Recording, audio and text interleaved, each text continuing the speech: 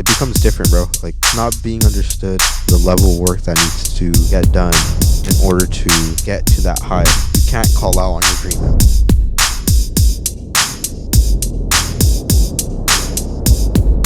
I don't want to change the world. I know I can't, but I know I can create the world I want to live. Going after the dream, I fucked around and fell in love with the grind.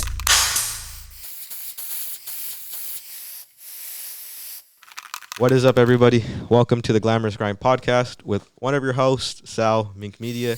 And of course, we have the man on the mission, Coach Al.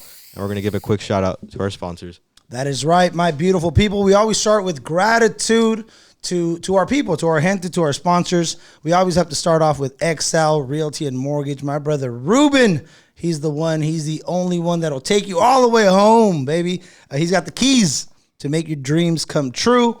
Of course, we have the Nourish Bar 831 out there in the 831, whether you're going 101 North or 101 South. Gas station food just ain't cutting it, man. Get some good food in you and feel great. Of course, we have our very own G'd Up Super Greens, man. We've been having those pop-ups. People are loving the taste. They're feeling great, man, and it's a privilege, and it's also it's a fulfillment, right, fellas, to feed our gente. Growing up in the valley, seeing our parents work in the field, and now being able to provide produce in a jar, right? Provide nutrients in a jar for these people. It's a beautiful thing, man. Get yours or re-up. Hit us up. And of course, Results Transformation Center out there in West Sacramento, Yolo County, yielding results again. That positive, healthy environment that gives you the encouragement that you need in order to get the results that you are looking for. So thank you to every single one of our sponsors. Now, of course, I am joined by the crew. You've seen him before. He's the guy on the mic. He's the guy on the soundboard. He makes sure the vibe is right? He makes sure everybody taken care of. He does whatever it takes to make it happen to get that W for the day. I'm talking about Rogelio. Coach R, what's up, my brother? What's up, my friends? Hey, listen. It's you get your round of applause, bro. You get your round of applause, man. Right. Listen, it's been a pleasure. This is episode number 3. I'm excited to get busy with this episode. I have a fellow Salinian, born in San Jose, but a fellow Salinian, growing up in Salinas. That's what they call them, Salinians? Yeah. Salinians, bro. Something new. We learn something new every day. Aliens or something, bro. Salinas. So listen, thank you so much, everybody. Welcome to Glamorous Grind. I'm excited to keep going and grinding. Hell yeah, baby. Hell yeah. Now today, man, today we have this individual off the bat. This is the first, maybe second, third time that we've actually interacted in person. Yeah. Right. I know online is a different thing, but in person, this individual just has a vibration of somebody who wants to serve, somebody who wants to help, somebody who wants to give the game. He also happens to be a comedian. Yes, right. Sir. Right. Hold on. Let me more clap. in the clap. That's the most laughs That's I got. a reach, man. That's a reach. I'm a little sore. That's the most laughs you got in a while. Most laughs I get. I don't even have to tell a joke. Right? He's a comedian, man. He's a content creator. And I'm not talking about the content creators that think they're content creators. I'm talking about he has a familia he supports. I'm talking about he's making a living. I'm talking about he's here today not only to share his story, not only to share his energy, his time with us, but he's also here to share some game and how you can all liberate yourself and go after that dream that we all have, that calling that we all have. I'm talking about Julian Gonzales, a.k.a. known as El Gordo Mamon. Let's go. Welcome, brother. Welcome to Glamorous Grind Podcast. They're still going. That one's in the back. No more drinks for them over there. Have a great night, everybody. How we doing, man? How you feeling today? I'm feeling good, man. Just been I've been waking up at back to the 5 a.m. workout. So I've been waking up at 4:30. I lay there though for a while, like but I've been going earlier, and I don't know what to do with the rest of my day now. Now that I will go to the gym earlier.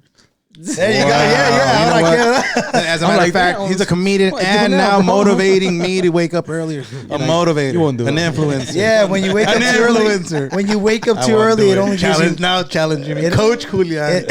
When you wake up early, it only gives you too much time to eat, right? The rest of the time, you're like, damn it. The eating is, I mean, the working out is not the hard part. Yeah. It's honestly the eating. The eating is the biggest, hardest, like, especially like if you're on the road, like you, like, it's so easy just to go grab a burger, dog. Like, Yeah, quick, something yeah, quick. but you can eat the burger, just don't eat the bread. You'll be all right. Yes, so protein It's a fine style. way. Protein Hot dogs with no buns, guys. That's it. Put a weenie. That's it, man. That's it. All right, my brother. Well, the podcast, man, is really based on really sharing people's story, people's like what it takes to go after it. Because I think it takes, people sometimes think it takes just personality. Like, oh, it's just because you're like that, right? Yeah. And they don't, it takes so much psyche, so much reality, internal, external, you know, and we really want to kind of share that with people today. So I'm going to start it off with the first question, man. Who is Julian? Man, no one's ever asked me that, dog. Yes. I mean, now I just became, you know what I mean? I got my kids, bro. Honestly, who I am, I'm just trying to do what I love while supporting my family and trying to enjoy it. You know what I mean? Enjoy my kids, enjoy my family, and make, you know what I mean? Be able to make money with making videos and making people laugh. Like that, I feel I'm a motivator, bro. I like to motivate people. I like to help people. I'm very helpful to people sometimes, you know, and sometimes helping can be good sometimes and it could be bad, you know what I mean? But I feel like at the end of the day, if you yourself are helping, you shouldn't receive anything back, bro. Like I think, you know, I don't care what the person, if they decide to do something bad to you later, then good for you, bro. Like I just want to help you, bro. That's it. Like, I guess I'm a helper, bro. That's who Julian is, dog. Damn, you figured it out today. You're like, I found myself. I'm a helper, dog. You're a helper. You're a helper. I help a lot of people, man. Like, yeah. Yeah. Let me ask you this question. Did you ever see, because helping is a level of service. It's a level. It's a core value, right? And we get it one of two ways. Either we saw it in someone that we admired, or we didn't get that thing, so we became that. Yeah. Which one was it for you? I don't know. I think it was just, I mean, as I was young, we never like needed help. Like we always had everything as a kid. I think, I don't know. I think I just grew up like wanting to help people. I don't know where I got it from, honestly, bro. Like as I grew older and older, I'm like, okay, let me help this. Okay, I know how to do this. Let me show this person how to do this. Or sometimes, and sometimes it's now, you said sometimes how people, when I don't want to help them, but like just YouTube it, though. Like, Just YouTube. But Just I don't think it was like me needing help or me. Did you see somebody though growing up like así era? Somebody that you admired, dad, mom, grandparents? I think my dad, bro, like he was like in and out, but he also had that characteristic, like always kind of like helping people, or like having parties and feeding people and bringing people to the house and hosting. Yeah, hosting people, bro. Like always like there, you know, like because he was a very like he helped me with giving me the shop when I had the auto repair shop, and he showed me how to do stuff there and fix cars and all that stuff, you know. So I guess maybe my dad, yeah. Oh, there we go. What's Pop's name? Memo. Memo. Guillermo. Memo. Everyone knows him as Memo, bro. Memo, man. Let's give make sure we always shout out, man. Core values, it becomes part of who you are, right? When we ask that question, and that's what kind of you end up at, like, man, I just this thing, and you said it, right?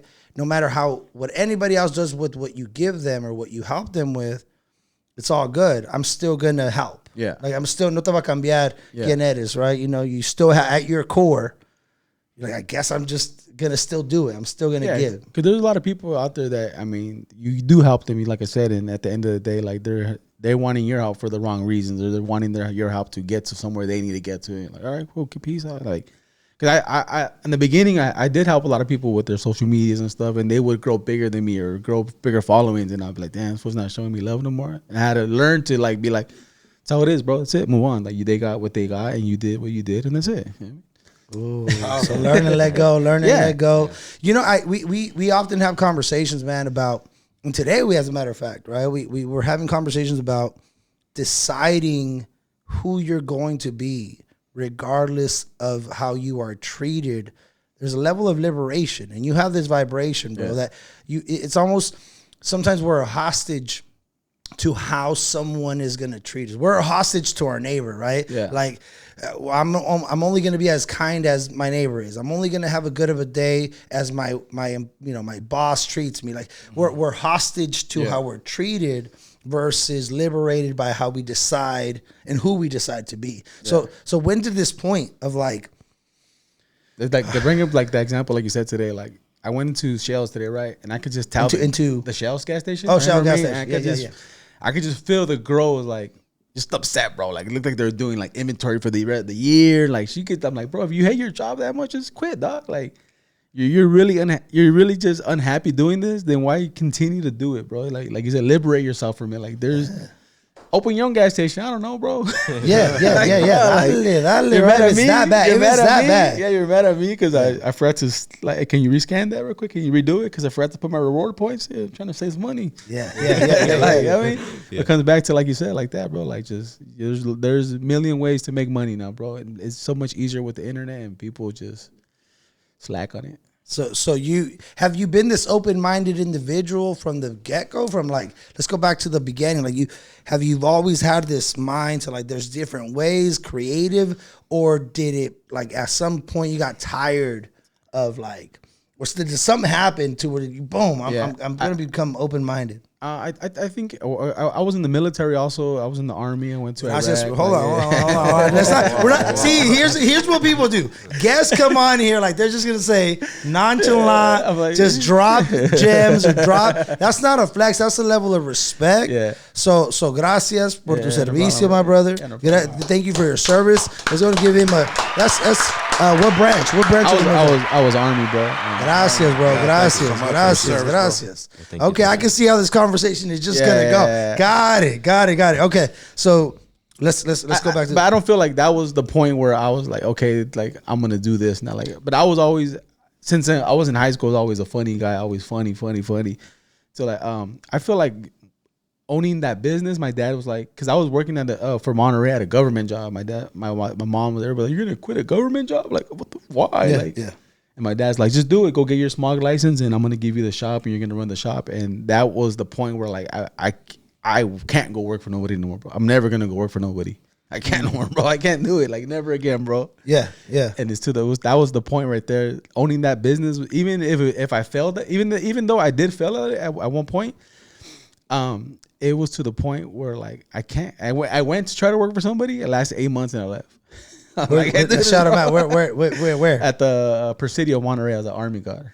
Okay. What do you mean it didn't work out? What happened? I just left, bro. I'm like, I'm done. I was still, like I said, in the military, so I went back to school online, and then the pandemic hit, and I was kept doing that for 3 years. And then I did a bachelor's in entertainment marketing at LA Film School, and then I just kept doing stand up and kept hitting the videos and kept doing stand up. That's it. That's badass. Yeah, man. I seen education for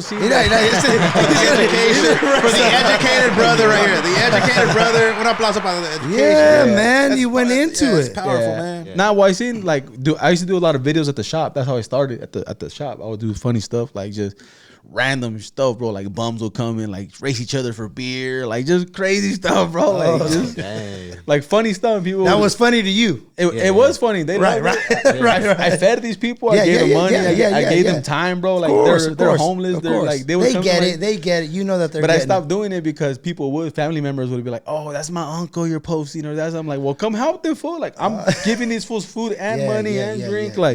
Yeah, it's bad giving them beer, but they enjoyed it, bro. Like people recognize them on the streets. They're like, "Hey, fool, ¿quién anda con este güey that way?" Hey. And then people would buy them beer or food, like just from my platform, from them seeing them with me. And I was like, you know what, this is dope, bro. And then I started getting more business and customers. I'm like, okay, this is something. Okay, this is some work marketing, I guess. And then I just, I left the shop and. So let me ask you this question. Let me ask you this question. What do you see the pattern? So it sounds like you had plenty of stability opportunities. Yeah. Let's call them, right? From the military, which is a career for some people, having a shop, which is already, it's almost like it's in your lap. All you have to do is operate. Yeah. It sounds like. Same thing with military. All you have to do is operate. going to school, right? Going that route. All you have to do is follow the instructions, plug it in, and operate. Yeah. Is what causes a person to? Because I meet a lot of individuals, bro, and I wasn't that person. So that's why I genuinely ask: what causes a person to be in position to just operate and be like, yeah, let me just keep going, or let me go after something else. Like what was it causing all of these opportunities that seem stable, which many people are looking for, right? Yeah. Many people are fearful that they won't have stability in their life. You having it multiple sounds like, and I'm sure there's more other opportunities that you already were like just boxed, framed, ready to go, strong foundations, and you just skipped out of that. What do you think the pattern for you was to keep going for more or for different? I think it's just the mentality of like knowing like, okay, if this fails, I can always bounce back. Like even when I left the shop, it was hard because I kind of lost it, bro, because I was doing illegal smugs, right? So they took my license, and at that point, I got in trouble with the state, and then they just pretty much shut the shop down. Like, boom, you're done. No more smugs, no more repairs. You can't pretty much own this shop anymore. You know what I mean? Till the investigation is done. So whatever. I left, and at that point it was kind of like me realizing like nobody was really my friend, bro. They were only my friend because they wanted smugs. You know what I mean? Everybody wanted smugs. Nobody hit me up to like, hey, bro, you need help. What can I do for you? Ooh, there we go. Yeah. Hey, you can't do smugs no more? All right, on to the next guy. And that I even got like to a low point, bro, in my life where I was like, fuck, I don't like even like having suicidal thoughts, bro. Like, I lost my business. I'm a failure. My dad hates me. Like, it was crazy, bro. And then I just say, you know what? I'm going to go work here. I'm going to go work here for a while, figure it out. So I was working and doing stand-up. So I was going in like at 4 a.m, and I was getting home like at sometimes midnight from doing open mics in Santa Cruz or Oakland or San Jose. Yeah. Then do it again, bro. Go do open mic, go to work. Go do open mic, go to work. You know what I mean? Yeah. Until finally I'm like, you know what? I'm gonna quit. I'm gonna go back to school. They're gonna, like I said, they're gonna pay me for school, and then that just led to just keeping that mentality of being strong always. You know, like it's gonna work out. Wow. That's why I always tell my wife too. I'm like, it's gonna work out. Like eventually, like it's gonna all work out. Yeah. I think if you think you're always worried about money, then you're always be worried about money, though. that don't go away. Yeah. That don't go away. And money doesn't always fix everything, bro. People think, oh, I'm gonna get this money, I'm gonna fix it. And then I'm gonna get it, and then because you guys waiting for that tax return, and you already have it spent. Hell yeah, se lo debes a alguien. Se lo debes a alguien. Okay. So, I got a question real quick. So let's go back to that was beautiful, man. No. Hey, that was real. And that was real though. Yeah. So back to when you said you told us that you went to Alsacel. Yeah, man. I went to Alsacel. Who were you in Alsacel?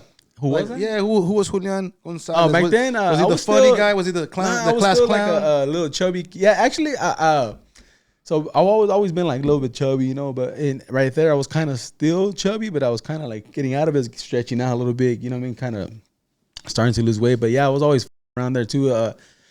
In Spencer's, they used to have a little fart machine. Remember that shit? And I used to like a little gun? That was like a remote one with a thing, and I would put it like locker, fucking fart around with people and shit. And then I just started like that summer after I also started losing weight, and I started like rollerblading a lot. I would go to the skate park every day all the summer, and then one day I was just rollerblading and back at LaSalle, and I seen a bunch of my homies, and they were practicing for in the summer for football, and they're like, hey bro, you should play football. All right, hell yeah. Next day I showed up, and then I just played all 4 years of football in LaSalle with Coach Schmidt. Yeah, if you met him, yeah. And yeah, man, that guy really changed the game at LaSalle, man. Like then in LaSalle too, I would always go up on the rallies. I was up there messing around, doing I would call me, oh, don't go up there, bro. Like I was always wanted attention, Hell yeah. And what year in LaSalle? I graduated 2005, so I was there from to 01, 05, I think. Yeah, right on. That's badass, man. Shout out to all the Trojans. We just went to go. Yeah, shout out to the Trojans, man. On that same trajectory, now that we're there, man. I sucked at school too. Did you? Yeah. Like C's, B's, horrible D's, barely making it down. Oh, yeah. Hey, we were the only class, I think. I don't know if they still do it. Do they still do the KC exam, like the one to like? I'm not in school. Do they still do it? You don't know? Yes. Nobody here graduated. I like how he's like, what about you, bro? No, I'm not asking them like when you went. He didn't even ask me, bro. He's like, I'm not going this way. We went in age. We're lined up in age, right? sounds like he didn't do nothing. He told me where he lived. He told me where he lives, so I know he graduated. Like, yeah, bro. I live on. Shout out to all the project boys. Right? So going to I'm saying because there was a test to exit the school. Like, yeah, the exit test for sure. So I graduated in 04 for sure. Okay, so yeah, it was called the Casey, but his class had a one called the proficiency test, but our class they had just barely put it in. So if you passed it or failed it, they still graduated that year. They didn't care. They're like, okay, because it's new. All right, we're gonna let these fools still pass. And I still graduated. Yeah. You just didn't get the sticker on your diploma. I don't care about the sticker. Yeah, it's a sticker. We'll get you a sticker, bro. We'll get you one. I got you one. All right, so in the household, man, in the home, you grew up, born and raised in San Jose. Mm-hmm. At the time, was it 408 already, or was it still 308? It was still 408. Yeah, 408, right? What was it like, man, growing up? You know, some people, and the reason I ask this question is because many people who are looking to get to a level, always go with either, you know, the reason why they must execute, right? Like, I grew up like this. This is why I became a helper. I became somebody who's going after. I became funny, right? Or they go, I haven't gotten there because they're still stuck in that my childhood, right? Like, we all get we either process it and use it as fuel, or it burns us. Yeah. So, what was it just as a kid? Like, what?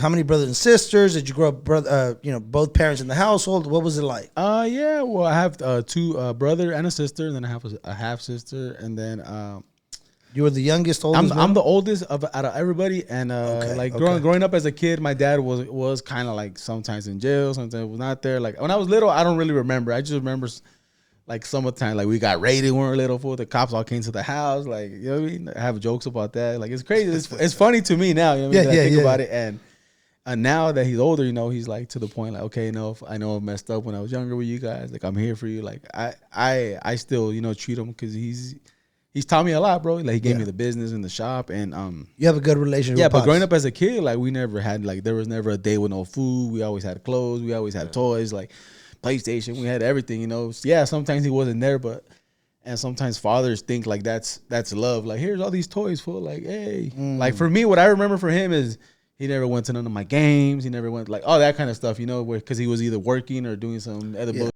Yeah.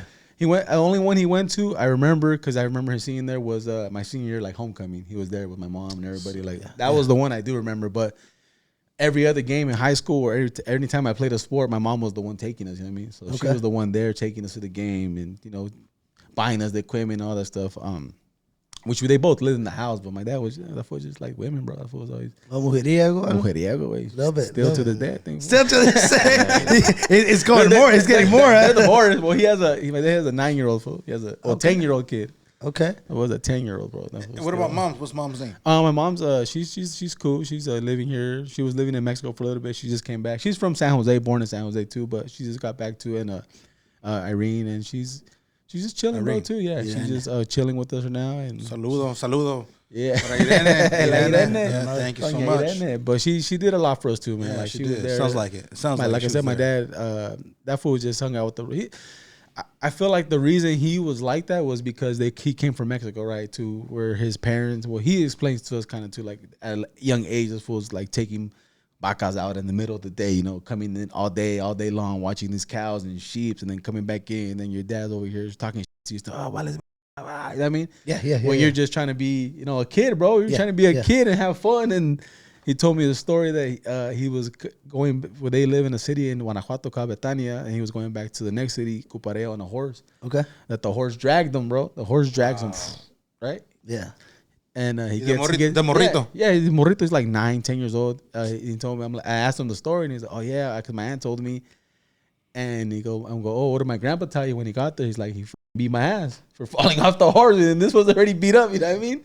But that's the type of love back then was kind of like. Now a kid falls off. Oh my god! Oh, are you okay, Timmy? Like, oh my god, Timmy. He went with Timmy right off the bat. White kid, Chavita, are you okay? I just saying because Mexican kid, the dad's gonna be like. Lo que te pasa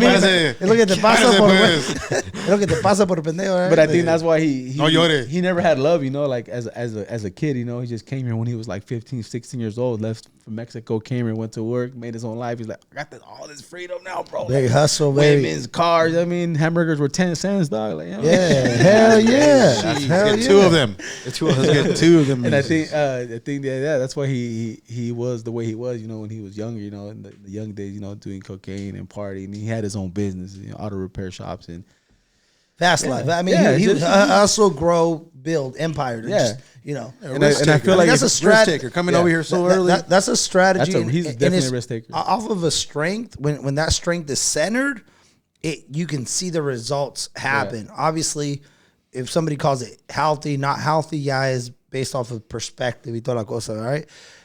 As the oldest seen the motion, having mom. So you had both parents in the picture, like resultados.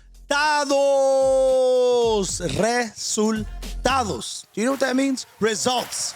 It's that simple. Results Transformation Center, baby. The vibe is there. The community is there. People are getting it in, making it happen, getting fit. It's time to get your life together. It's time for you to step in, challenge yourself. It's time for you to grow.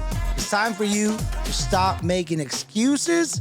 And it's time for you to start gaining the results that you're looking for at Results Transformation Center. Look, man, just stop in at 109 15th Street in West Sacramento. They got the best music. They got the best vibe. They got the best community that'll support you on your fitness journey, on your health journey, and will get you the results that you're looking for. Let's go. You guys may have seen the new supplement has entered the market. G'd Up Super Greens. Man, this has been an insane journey to be a part of, witnessing the full development and creation of these super greens. They are a supplement, and I'm very picky with mine, so this is one of the few that I do take.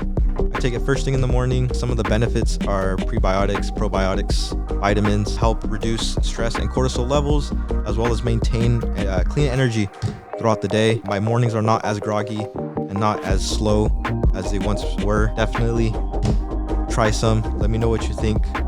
You can hit me up for your orders, or you can hit up Coach Al at Man on a Mission on Instagram. Yeah, he was there for them, like majority. Like, he's always there, bro. But sometimes he would leave, or they would break. Like towards the end, like once we moved here to Salinas, we all moved here to Salinas, where she was there. What's the end, by the way? What's the end? Towards the end of so we moved here in like 99, 2000. So around like when I'm graduating time frame, they're kind of already like separating. Okay. This fool's in jail. This fool starts doing drugs, and then he gets better. Then he gets out. And then, and then I left to the military by then. I'm like, I come out, and they were kind of I don't know if they were still together, maybe like on and off, just kind of hanging out, and then so it was kind of. What was the 07, like 08, it was kind of like that. What was the, like, did you feel, like with your younger siblings, like did you feel a sense of responsibility? Did you feel a sense of that has nothing to do with, like? I feel like I had got to the mentality kind of like, I don't care what you guys will like. I mean, like, my kids. Like kind of like, I love, like, I feel, I think I'm closer with my sister because I had my son too, like at a really young age, where like 18 when I had my first son, right? So I feel like when I would come home on leave or I was here, she would like kind of watch over me, and I'm like, I'm gonna go out, like, you know what I mean? So I feel like I got close to her, you know what I mean? And she's really close to my son and stuff. What's sister's name? What's sister's name? Jackie. Jackie, shout out to Jackie. She has her own business too, but all of us have our own business. Hey, that's what I'm talking about, man. Entrepreneurs. What's the business? She does hair. She does hair right here off Laurel, down the street right here. We get by the Quick Stop. Well, you know what? Y'all might just hear the next sponsor. We might just have. We want to make sure we get that hooked up, and we shout her out on here. My brother had his own business. He just sold it this year, actually. Okay. Yeah, he sold his whole business, bro. To like some guy, investor. What was it? It was a Swift Fitness. It was a apartment complex. Like, so if you live in a high end apartment complex, they offered classes. So he was pretty much the contractor for that. So hey, I need 3 trainers for 4 days a week of working out. So that was his business. So he would send the trainers. That's amazing, man. That's amazing. Okay, so you're big bro, and there's sometimes where you're like, yeah, that has nothing to do with me. I gotta go live my life type of thing. I'm the youngest. Plus I'm the youngest kid, bro. You know what I mean? Yeah. I'm the baby. I'm the baby of the family. So I always am curious, and I have a big brother. Yeah. Love my big brother. I mean, incredible relationship. But I always the psyche. He's the baby of the family, the man. No, I got a big brother now. And he's the baby of the family Yeah. too, right? Yep. No, Yeah, I'm cheating. I was like, what? You know what I'm saying? Yeah. No, but like to have big bro mentality, like what someone. Not that everybody has the same experience, but there's some alignment, sometimes some connection. So in that time, you decide, I'm going to the military. Was that I have a vision, or was that I need to get out of here? No, I think my goal, at the time, I always wanted to be a cop. So I'm like, you know what? I can't be a cop yet. I think he's a magician. I don't think he's a comedian. I think he's like, yo, I was gonna be. I We wanted got to be so a many cop. cars, Pero bro. me gusta comer. So, like a chef came in place. I can't cook. You're gonna arrest yourself based on your. This is I lo me arresté. Now I wanted to be a cop, but I Yeah. wasn't 21 yet. So I'm like, plus my baby mama had left with my son to Florida. I'm like, well, I'm just sleeping here on the couch, bro. Like the recruiter came. Just looking- left. What do you mean just left? Hold on, bro. She left. She got married with some dude in Florida. Left. Took So off y'all my broke son. up. Yeah, we already I already had been broken up with her for probably like maybe On and off, on and off, just and then kinda- boom. Yeah, she left and whatever. I'm like, I was working at Wheeler Carpets down the street. Sure. I was installing blinds. I was there about at a regular job. I was there for like a year, bro. Everything's always like a year, 2, like nothing. Yeah. Nothing longer than a year. Yeah, it's in the Army was 3 years, but the recruiter came to my house looking for my brother, and I'm like, I go, hey, what's up? And I already had buddies that had joined right out of high school. They were already like, those fools already did like 1, 2 tours in Iraq. You know what I mean? 18, 19 years old, and I'm 19 at the time. And I'm like, yeah, I'll go check it out, bro. Let's go check it out. And I went, talked to the recruiter, started filling out paperwork, and then I was like, I'm like, well, my brother's gonna get married in October. Like, I'll hit you up after like his wedding, and then we'll set everything up so I could be here for the wedding, you know. And then I backed out. I'm like, I'm not gonna go no more for that shit. So October, November, December, January passed. It's still kind of bugging me, the recruiter. And then in February, I'm like, I'm out of here, bro. Like, I'm gone. Like, let me go do the test. Let me go do the ASVAB. Let me get out of here. From there, I left in February of 2007. And then went to basic training, came back, got stationed in Germany. I was in Germany for like 2-3 years, one tour in Iraq. Oh wow! Yeah. Did you learn German? Nah, I language? didn't know German. I thought you were about to bust it out. I was like, He's like, I was a teacher. I was a teacher in Germany. Nah, but the military is a really good, like, it's really, really good. If you have if you don't know what you want to do, like you're young, you don't want to go, you don't want to know what I want to do in life, like, it's good for you in the future because you're going to pay for your house, your school, all this stuff that you could get paid for in the future. And you learn a lot, bro. You get to meet the people from different cultures, different types of racism, like Exposure. No, exposure. Yeah. It's real. Different types of reasons. yeah, like, cause there's people from, they're just from the South, like, it's just racist. I mean, they just hate, That's just hate what it beaners. is. Like, that's the first time I ever heard the word spick. Like, I had never heard, because for us, it was a wetback or beaner. Yeah. But I had never heard spick. Someone was like, you're a spick. I'm like, what? I was not even offended, huh? Not even offended. I might be. I'm a spam. I might be. Like, what you say, cracker? Like, Graham crackers, right? But it's crazy too, because in the military, everybody hangs out with the same raza. You know, like Latinos with Latinos, blacks with the blacks, whites with the whites. And they mean, you just kind of we kind of like hang out and party together. You know, like the crew. We have one white guy in the crew. Yeah. And I don't think it just happens. Like the Dominicans, the Puerto Ricans, and the Mexicans kind of all hang out. You know, They're looking for. Well, I mean, it's people looking for connection, right? Yeah. I mean, you're out there, and you're in the same boat. You're on the same boat, but you're not connected. You're la ancla, right? The anchor, like who's my Camaraderie. who's my tribe? Who's my Camaraderie, tribe? bro. Let's go. Who's down? Yeah, that's a real thing. It's a big team, bro. It's a big team. Being in the military. And is still, a like, big you team. went to when you are, we are training, whatever. You guys are all, we are all brothers. You know, at the end of the day. Yeah. But and on the Did you weekends, feel? chilling, Did you? Let me ask you this, because you did 3 years, and I know people that. Fucking life. Shout out to some of my boys that are going for that 20. Goddamn. 20. Yeah. My boy, Alfred with the Navy out there, about to go 22 years. We might go to Japan to go take this podcast out there. So some people feel this is like, oh, this is where it's at. Yeah.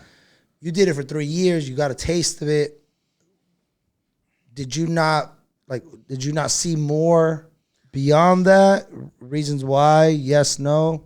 I think it was just the first unit I was in. Kind of like just gave me like a bad taste. Like it'll be like, for example, like, hey, pour this water into this cup right here, right? But you got to do it this way.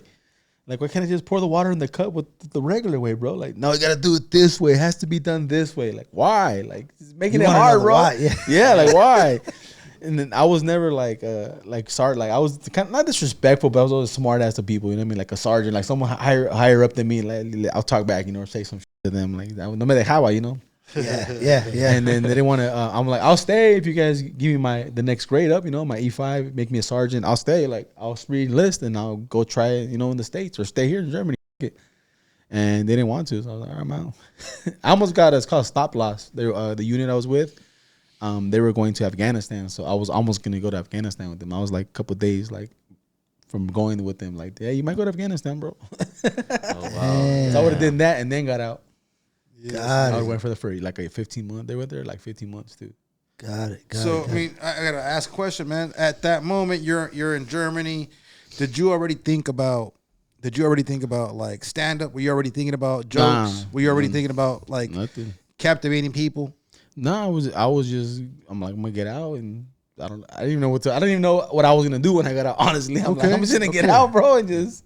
Dude, I have this. See what I have happens. this. You know, when I coach people or work with people or just have a conversation, doesn't matter what it is. I'm always talking to people about build your next boat while you're on the boat, right? And like ibas and you're building and then I meet people that just like, I jumped. I just kept jumping into the water. I'm like, man, maybe you need to be a swimmer for a career. But so you're onto that question, like you don't know. But what I'm catching and just hearing you is what was preset for you. There wasn't room like for you. Yeah. Like it wasn't you couldn't be you in the setup. Yeah. Right? Yeah. So whether it was I had to get kicked out, I had to get fired, I had to quit, I had to mess up the whole thing, like whatever it was, your development was there was not enough room for you to like catch your like who am I kind of concept. I feel like the military helped, like when I was out, helped me move on to the next thing always, because I was the same thing happened when I got out. I was at my shop, and one of my dad's customers like, hey, they're hiring people at the base. They're gonna fire the company that's there, the contracting company, and they're gonna hire all ex-military security guards. So they were gonna train us up and everything, and boom, I was there. I'm like, I got tired of working. It was a plug. Yeah, I was tired of working there. I'm like, my dad's like, well, just go get your smog license at school. So the military paid for the school at Wild Tech. So I went to the automotive school for 3 years, and that's where I got that. And then, like I said, then I left the shop. Then I went back to the same Sacramento? place. What Wild Tech did you go It to? was in a Fremont. Okay. And then I went back to the place where I started, right? And then quit that again and left, you know what I mean? The pattern, you know what I mean? Going back. Like, let me reset, and then boom, you know what I mean? Let me reset, and then boom. I guess it's a reset button, I guess. You know what I mean? Yeah. I mean, well, I already know what to do. I just got to reset myself, bro. I know how to play the game. I just need to blow in this game. Reset that Nintendo, right? Reset. So, because this could fail, you know what I mean? Comedy could fail, and I'm like, okay, what do I do now? You know what I mean? all right. So what? So using on the word fail, man. Just off of that. So I'm a listener, man. I think that's something that I'm just like I'm captivated by how people use, you know, their story, their words, their emotions, their art. What is your relationship right now with fail? What is that based on where it was? Yeah. How has the word with fail? Because it's a big word. It is out there, right? It's a scary word, and everybody. I'm like, man, people give fail too much. Where I'm at, people give fail too much credit. Yeah. But it is a reality that it's a phase, the phases and chapters of fail. So what's your relationship with fail now? And how has it grown? Where did it start? I think stand up has helped me with with failing. Stand up has because you can go on stage, right, and you're like, yeah, I'm gonna kill this shit, bro. Yeah, I'm gonna go out there and you bomb. Nobody laughs at your jokes. Boom, you fail. You feel like shit. You're like, Damn. all right, bro. What's the word? Nobody laughed. That was the worst that happened. Nobody laughed. And then you go to a show next and the following week and bam, boom, kill it. Hey, bro, you're the funniest one tonight, bro. You're funnier than the headliner. Like, oh. So that's the That's where you're at that's now. where I'm at now with the failing. Like, okay, if I can go up here and fail in front of 200-300 people, what's the difference if I fail with this business? I mean, I'm gonna just get back up and do it again.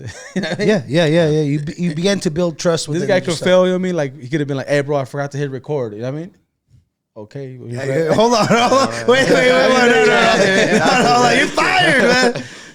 So on that note, that's the worst thing, like hit record. My bad. and I gotta say, what I just kind of connected in my head is if you're able to fail in front of 300 people, you're able to kill the whole room too, bro. Yeah. So if you're willing to stand up there and go through that process, then you'd learn whatever you had to say, whatever you had to fix, and then the next time, you're able to do And I think that part comes from me working at that place again. And doing stand up at the same time and doing these little bars with 3 people, 2 people, sometimes 1 person, like doing a show with 2-3 people. Like, bro. Like, you're like, I'll take a cough. bro, driving sometimes. I would drive sometimes to Roner Park, bro, and I would get paid $20. I mean, to go, 100%. I know. And I mean, but I had a good show. I mean, if someone's seen me and they're like, okay, hey, I'll book you on the next show, bro. And the reason why you brought it up is because you remember it.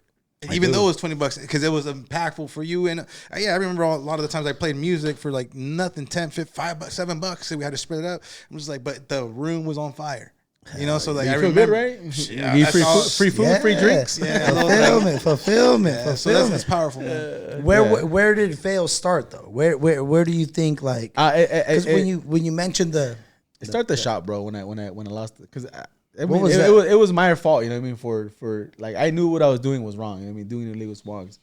And but you knew your intention was wrong. You were helping people. I was just doing it because I was making a lot of money doing it. So you really did. You really do think that you lost your Because you being a helper. One thing could be like, I'm just helping people that can't. Helping people get out there, knowing the community we grew up in, right? And then there's the other side where it's like, man, I'm making a bunch of money. So you think you I was just helping myself at that point. Okay, Bro. Like, okay. And like I said, it sucked because not only did I, for me, now my employees, my dad, it was like my dad's name is tainted. Like, oh, these fools got caught for doing small records. I mean, illegal smalls. Like, not everybody, the whole Salinas knew. You know what I mean? when Like, everybody's like they're sus. Hold on, bro. I just have to, that's what the whole Salinas. and we know who snitched. That's what the whole Salinas was for a second. But I need to like let that go already, bro. Like it's been in my head so of long, course. bro. Like it's just been. It was such a big part of my life. I even got a tattoo for small check for small check tattoo. But it was such an important part of my life, bro. Important moment, like important stepping stone to becoming a business owner and to your entrepreneur. breakthrough, to your actual breakthrough. And I think, like you said, it comes back to the big brother thing. My brother and sister are like, okay, this guy could do it. Like, oh, like, can we do it? You know what I mean? Yeah. Maybe I didn't tell them that, you know what I mean? But they maybe seen me, or my And dad. actions speak louder than the words, brother, every single time. And my dad, that fucking barely read and write in English or Spanish, both. I mean, this guy he makes money. I mean, still to this day, he was hustling around, driving a Mercedes. My dad's still picking up motors, dropping off motors. Like, that's all he does now. So he'll find you any motor, transmission, any part you need. Hey, man, I need this. All right, bro, I'll be there now. I mean, Got it. he told me he made last week he's like, bro, I made $4,000 this week. I'm like, God damn. Míralo. That's it. Driving a little Toyota truck. I mean, Yeah. you could make money doing DoorDash, bro. Anything, bro. Like your DoorDash is you're self-employed. Right. It's out there. It's literally out there. Yeah. So that point, man, that point is where you say you learn to let go and that was your relationship with that then, right? And as you come along, because people are stuck with their relationship with fear isn't growing, right? And they're growing sometimes out of fear, sometimes deeper into fear, sometimes just avoiding fear. Yeah. So what would your, like, for anybody that's listening right now and that's listening to, like, they might not have a straight pathway, but from what it sounds like, your story hasn't been this straight pathway either. No. And you did have these opportunities of security. What's your message about fear? So that way we can staple that and move on. What's your message about fear and people not only feeling it, but like experiencing like failing and that feir of failing? Yeah, the fear of failing, bro. I think people just gotta I think you just gotta.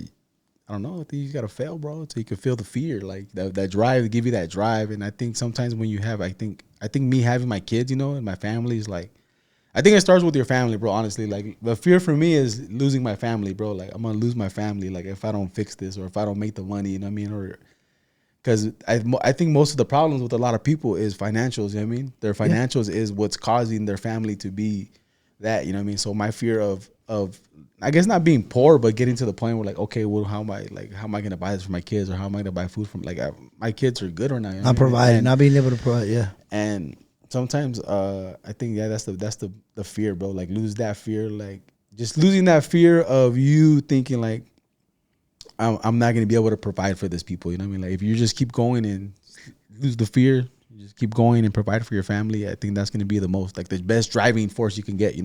Sick. Hell yeah. Sick. I don't know. My wife has been like really, really supportive, man. In this. What's wife's name? Lizette. Lizette. We got to shout out Lizette. Let's give her a round of applause.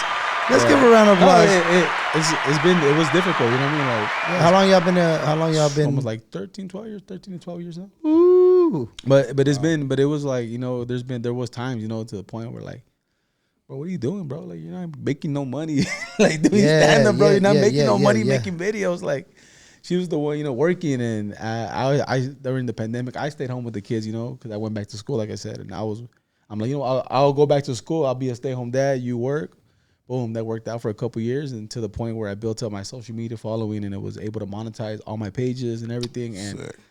I told her, just quit your job, and she quit her job. Let's go. Let's hit that button one more time, man. Let's hit that button. So just on that, I'm gonna point over to one of our teammates here, man. This youngster right here.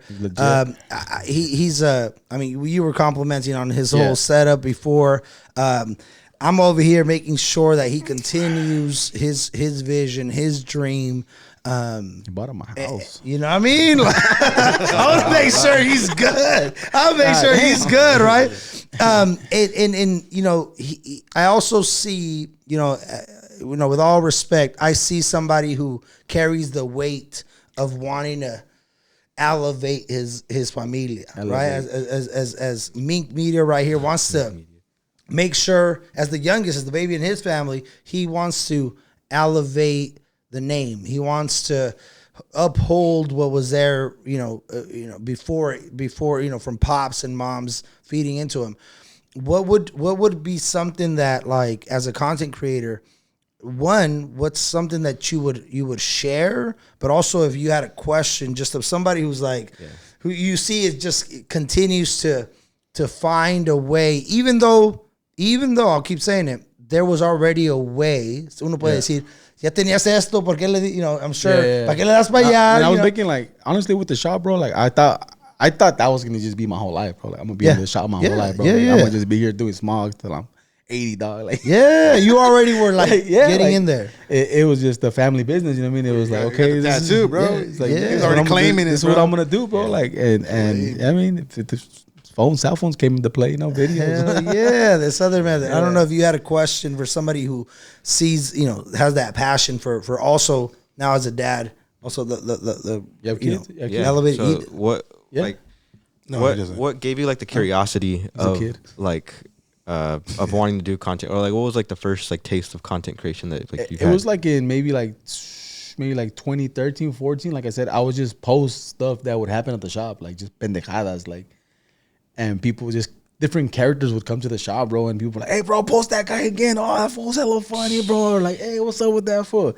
And then we started getting to the point, I met some dude in Florida. His name's Comedy Scrap, his name was.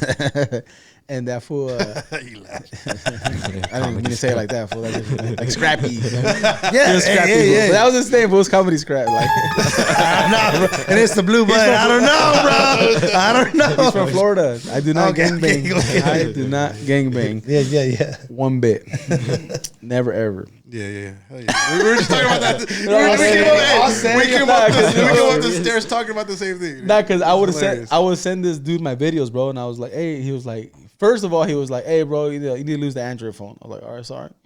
Yeah. The Then I Android switched- phone. You gotta lose the Android phone. He said, I'm like, all right, cool. So then I switched to iPhone, and then I would send him my videos, and he would edit it for me, and like, he's like, oh, this is how you need to do it, bro. Like, this is what you need to do the sketch like this, and then I started figuring out, okay, this is how he's editing it, and then I started learning. Then I started watching stuff on YouTube. Then I bought cameras. Then I started doing videos with cameras, and it just escalated. You know, I started meeting people, more content creators, people in Salinas. If you know Masa for the Raza, Masa, Maybe Robert, that guy. Robert. Yeah. Rob? Met him at CrossFit. Yeah, Shut up. Masa for Raza. Rob.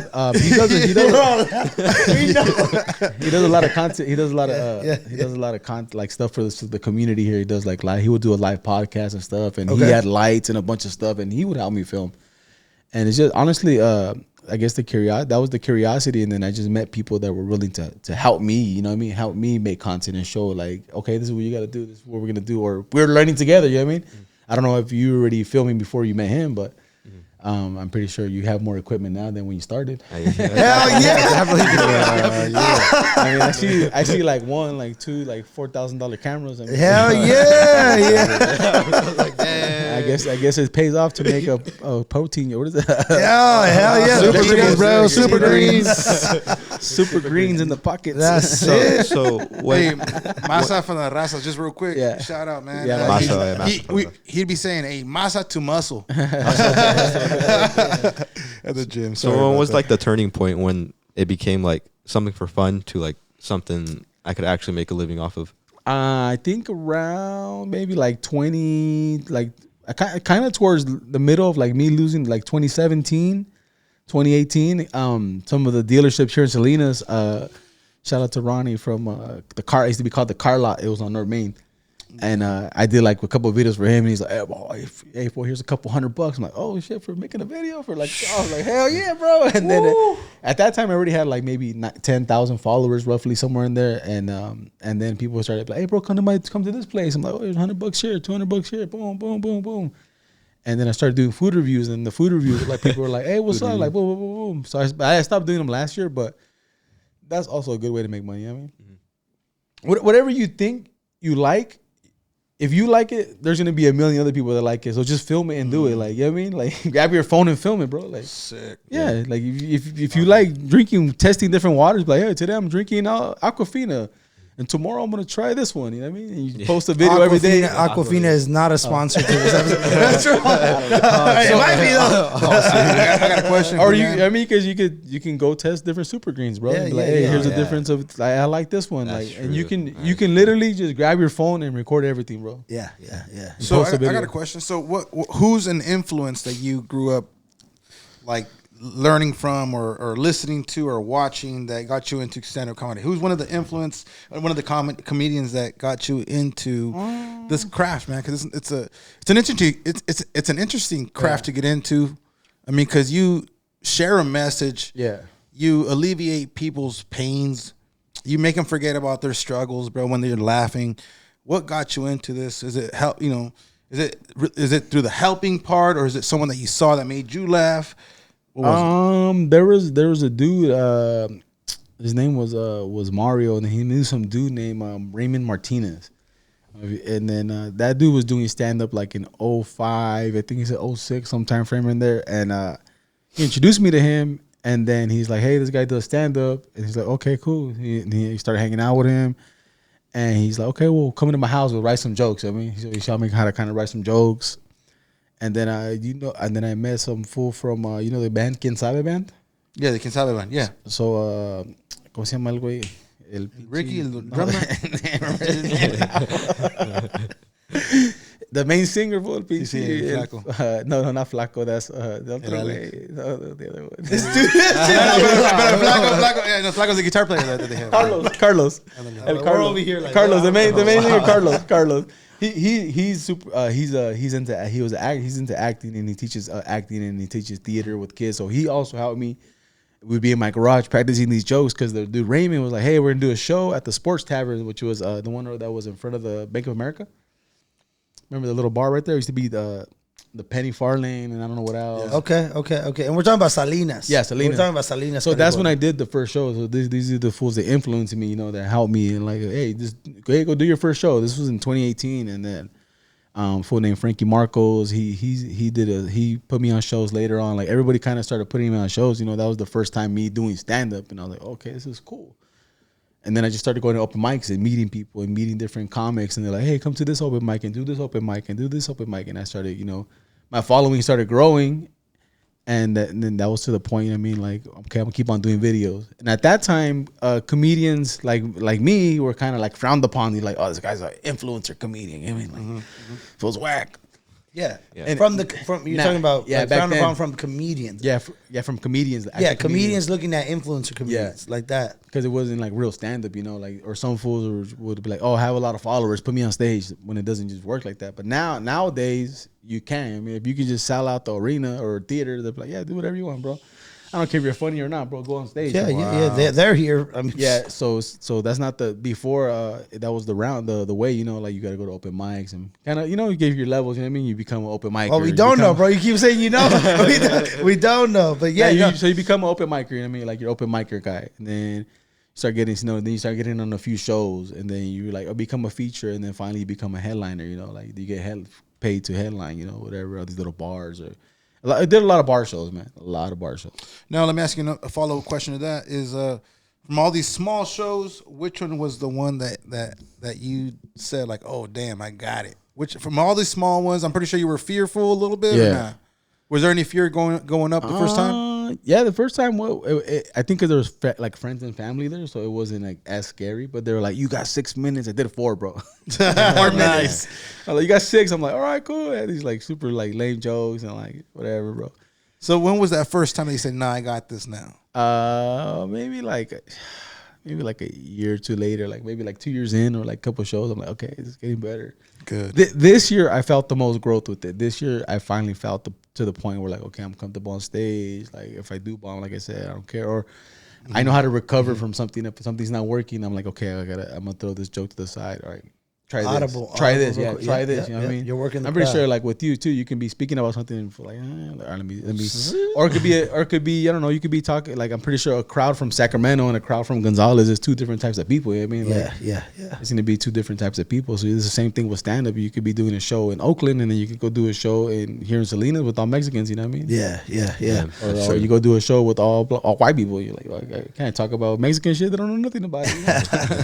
So you're. I'm big on with all that. I'm big on process. I'm big on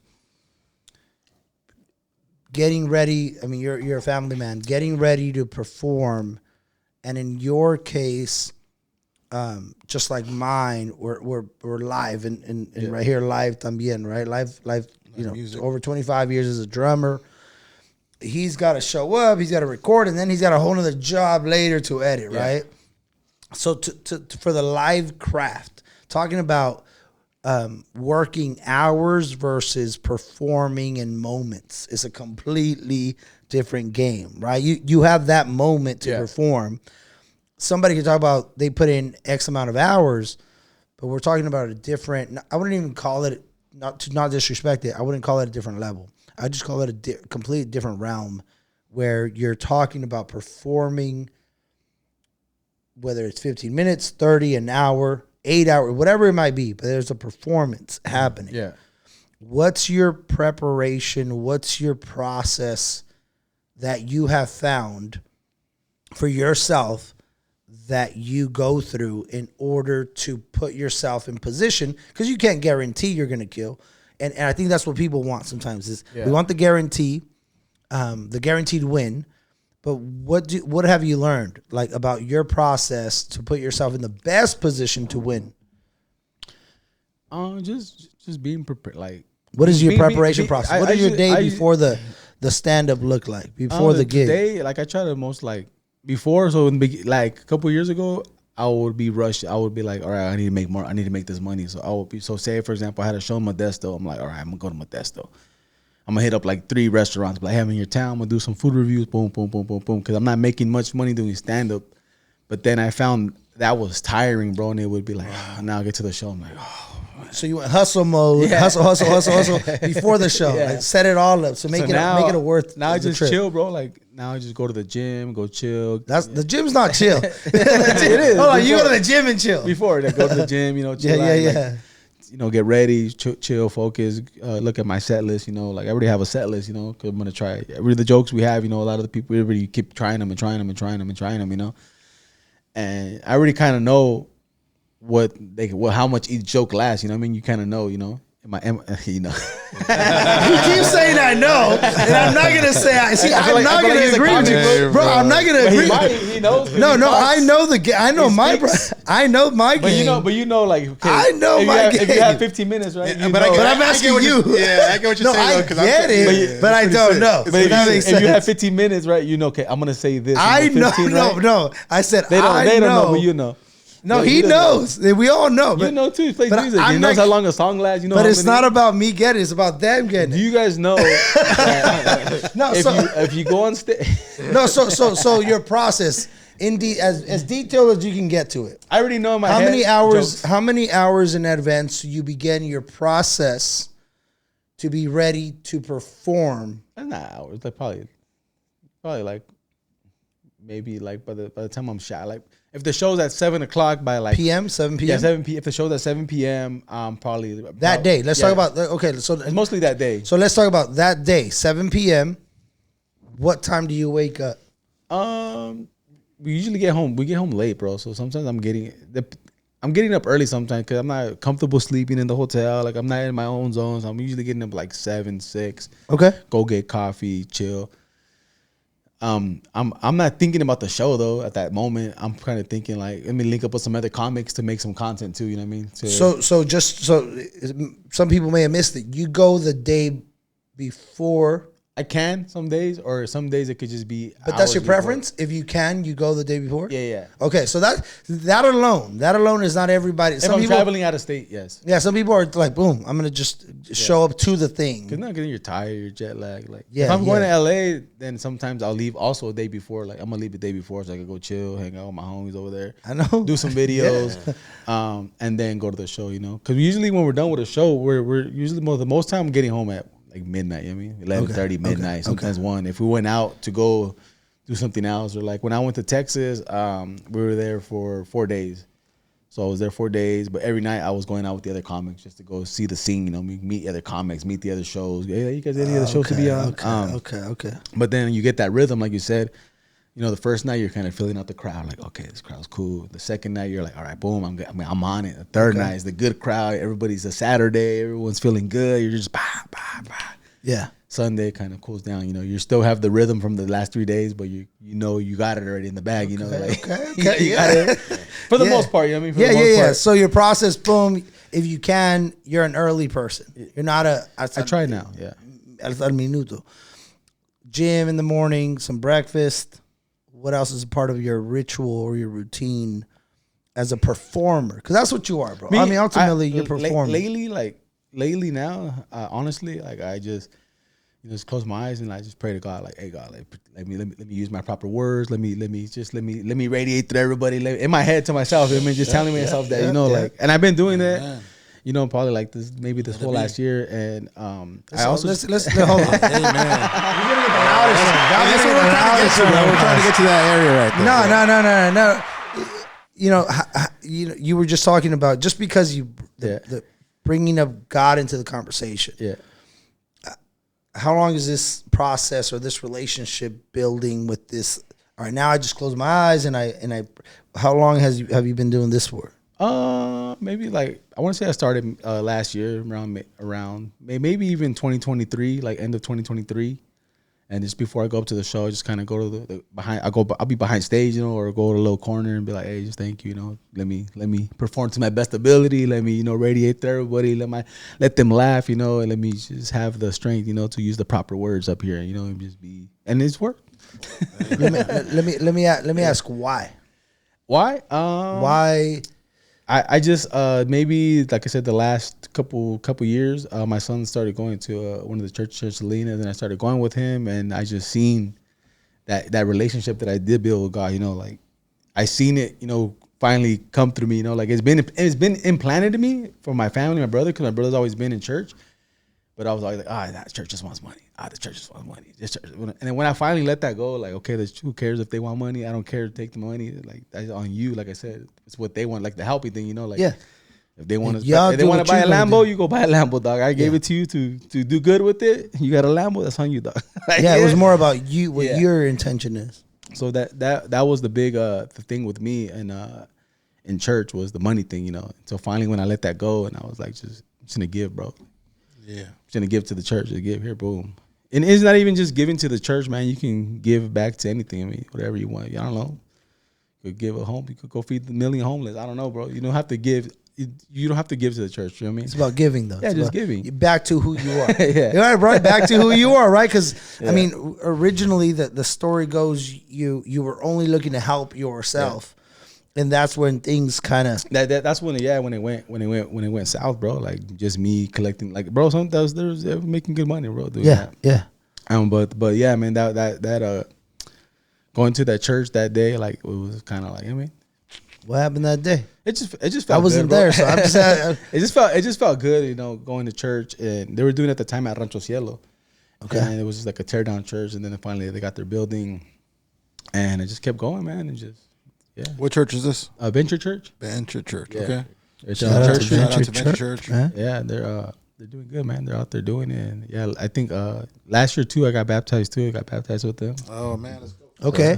So you've gotten deep. You've gotten deep in the relationship. I always wanted to do it, and I would always see when they would do like, hey, we're doing baptized day. I'm like, oh, I'm gonna do it. Nah, I'm scared like that. They see baptized day, like I'm gonna do it this time. What made you want to do it? What do you think? What made you want to? I just felt right. I was leaving LA, and I told my wife like, "Hey, just get ready. When I get them, we're gonna go to the second service. I'm gonna do the baptism." I did it. Nice, sick, man. Yeah, straight from LA. Just came, left at 6 a.m, got here 6, 7, 8, 9. Got here like at 9. Got ready. Took a little shower. Went back. Did you? So some people, some people have this curiosity, right? Yeah. As we go through the process, I'm big on faith.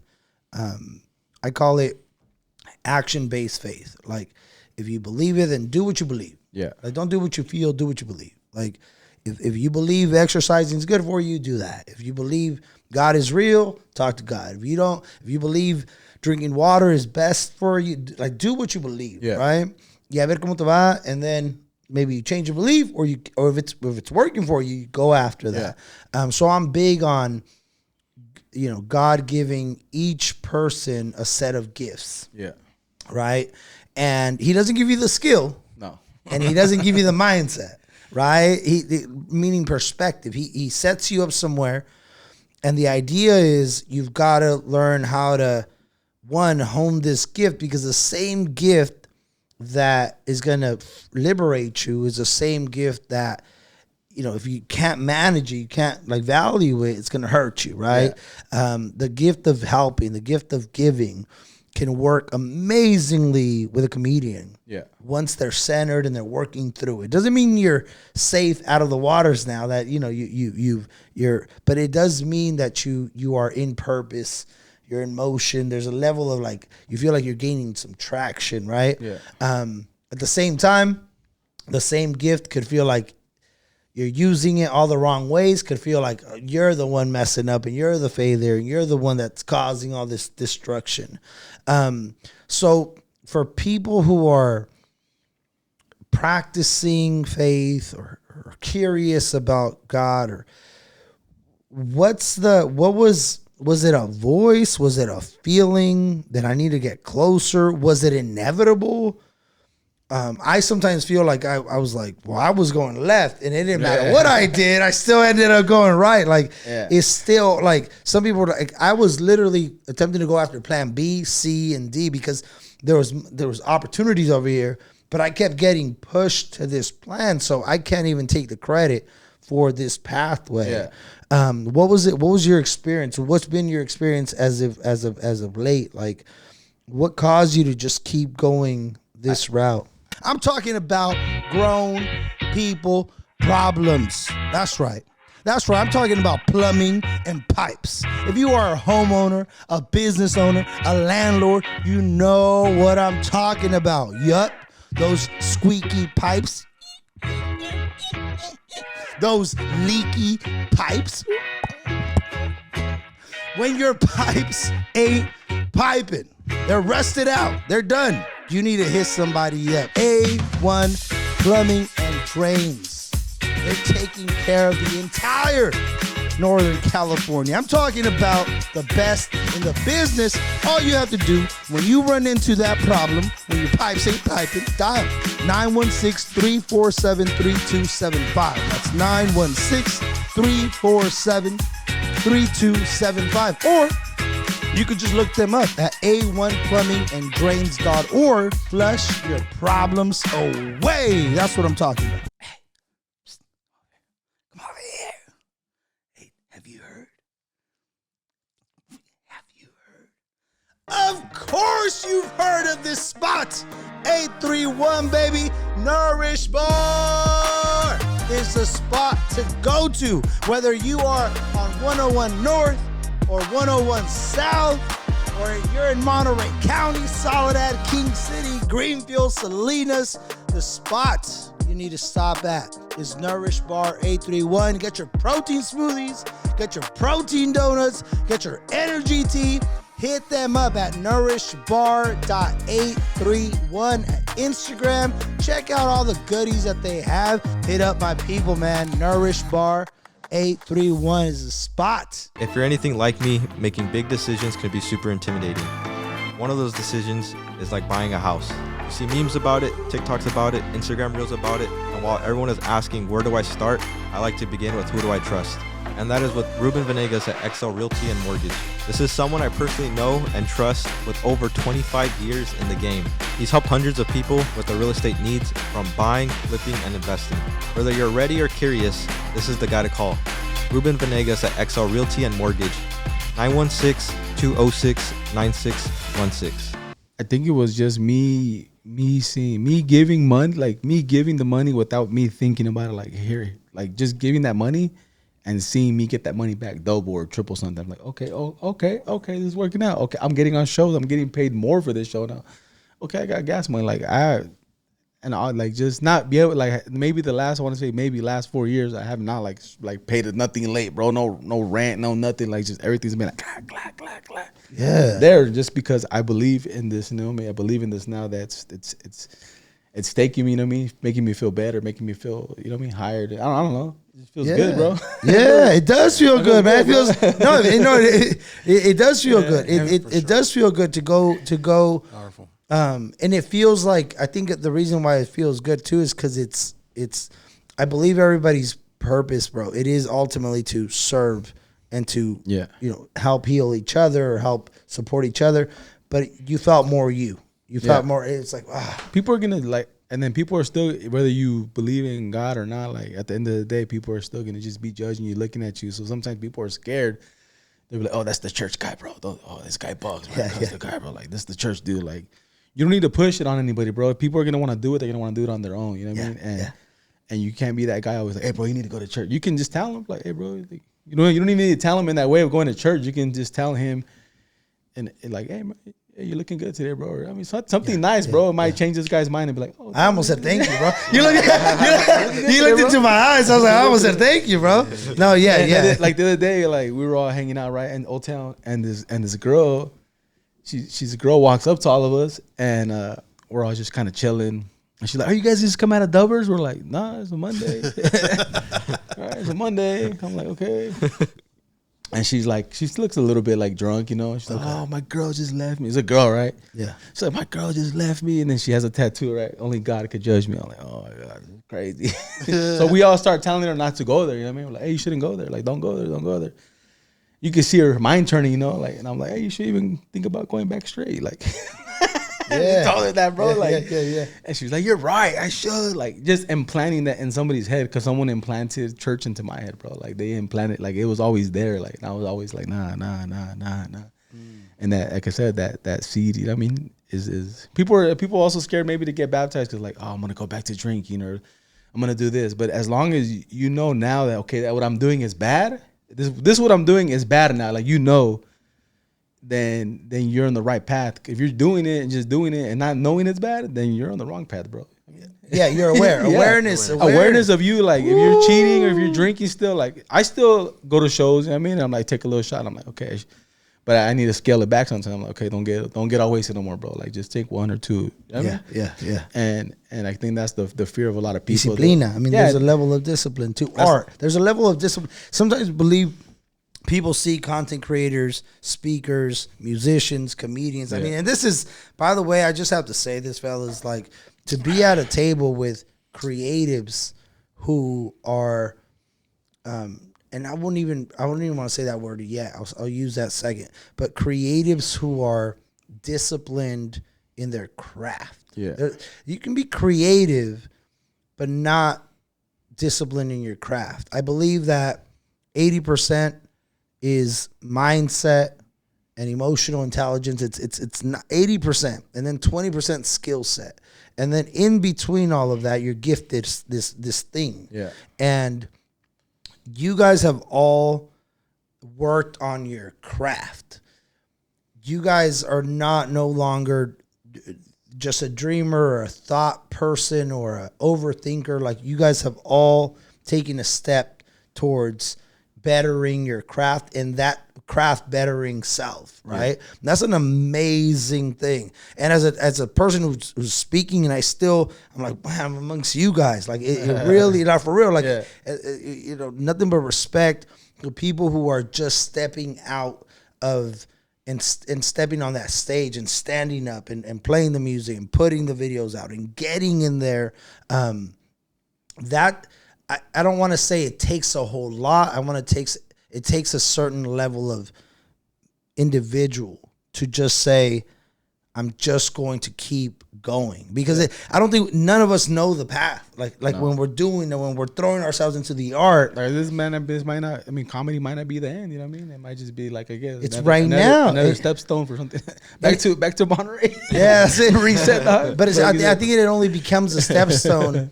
It only becomes a stepping stone if you go all out. Yeah. If you fully step. Yeah. Right? Like, sometimes people want to use the stepping stone, but put both foot on. But you got to put both feet before you can get to any other level, and you guys have all done that.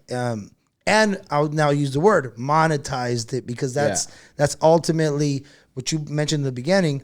People will bring you back to their reason why will be money, right? I didn't do it because times were tough. We didn't have money. Yeah. I went for it. And because I thought I was gonna make money, and money can't be the motive. Yeah. I didn't even start this to get monetized, bro. I just started it just to have fun and make videos. You're talking about content. Making content. Like, it wasn't ever started to make money. I already had the shop. That was my money. Yeah. What was the first platform you put a video on, bro? On Instagram. I started doing Instagram. That was the one at the time, and then Facebook. I started getting more popular on Facebook. Like in 2020. That's when I started. I always had it, but then I just started dumping all my content on there, and I kind of started building the following on Facebook. And then you have 100. The last time, I gotta say, the last time I checked, you were at 150 followers. Then I told Araceli, my wife, I was like, we're gonna do a little podcast with him, and now he has about 150. And I checked your thing; it's about 170 now.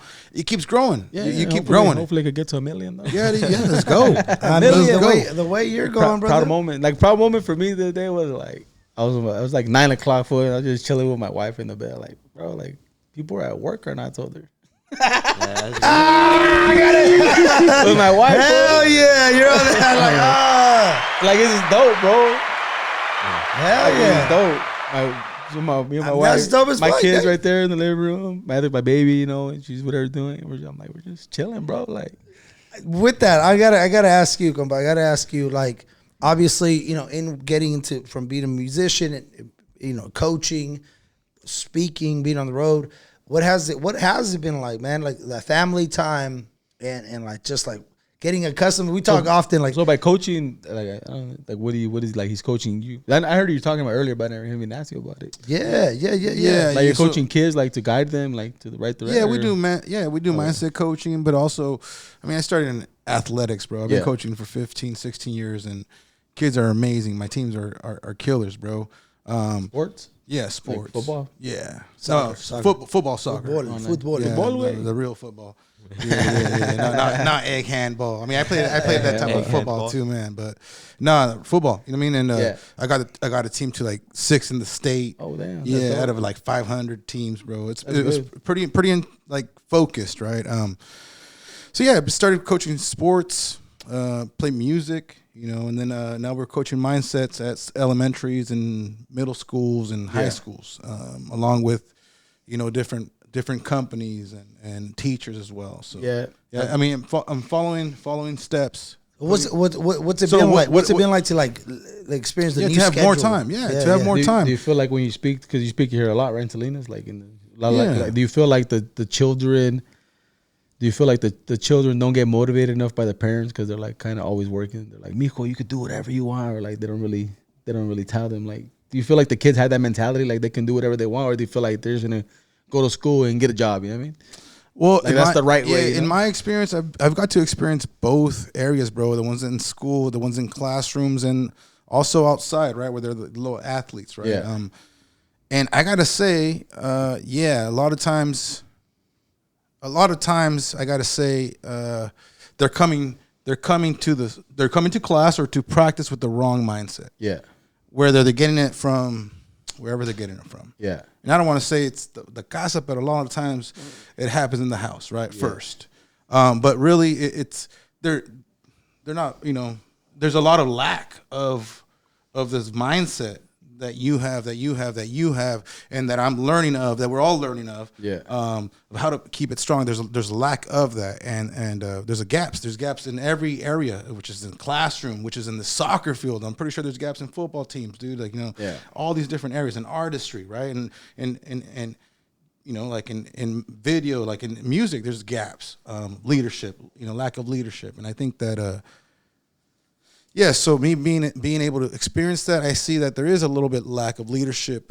You can see the difference within like the kid. Okay, for example, like the kids that go to Palmer, right? And you see, okay, this kid got accepted to these colleges. And the kids from North High, LSL, don't get accepted anywhere. You know what I mean? It's like they have that. I think it's changed a little bit, right? Like, Yeah. you mentioned it earlier. LSL's a different school. Yeah, but I'm saying still with sports, I feel like they still like they build the leadership over there, or that brand they're building for their school. Like, it's kind of like, okay, they already have reputation. I mean, versus over here they don't. You know? And I gotta say, I sent my kid there. I sent my kid there 6th, 7th, and 8th, which is a private school here in Salinas. It's a great school. Yeah, 6th, 7th, and 8th. Yeah, and freshman year. Yeah, even freshman year, bro. And they do have a higher standard. It's a higher standard of thinking, a higher standard of self-worth at every class. Like, before every class, they do before they start a class, they breathe, and then they pray before every class. So it's like it is dope, right? It's like a different way of thinking before you get to work. Like what you're doing before you get on stage. You pray, and then you get busy. Yeah, get to work. Yeah, exactly. And that's, you know, so there is a branding, like you mentioned. The brand is different. But I think that if we can come in with that energy, right? And I'm pretty sure parents, you know, our parents told us to que recemos, right? Yeah, it just wasn't practiced that. my parents did it. I guess so. My dad was I praying do on the feel that streets. there's a lack of there's a lack of that message being poured into our people, into our community, and this is definitely why we're out here pouring that message. That's you know, dope. pouring it into these little domes, man, because it's necessary. It's necessary, and then puro teléfono, puro. See, exactly, and that's what was awesome. Me coaching sports, it was like I had them for 2 hours without that, right? And it was like 2 days, then 3 days, then 4 days, and for 5 days, bro, just to keep them in that same like growth mindset bubble.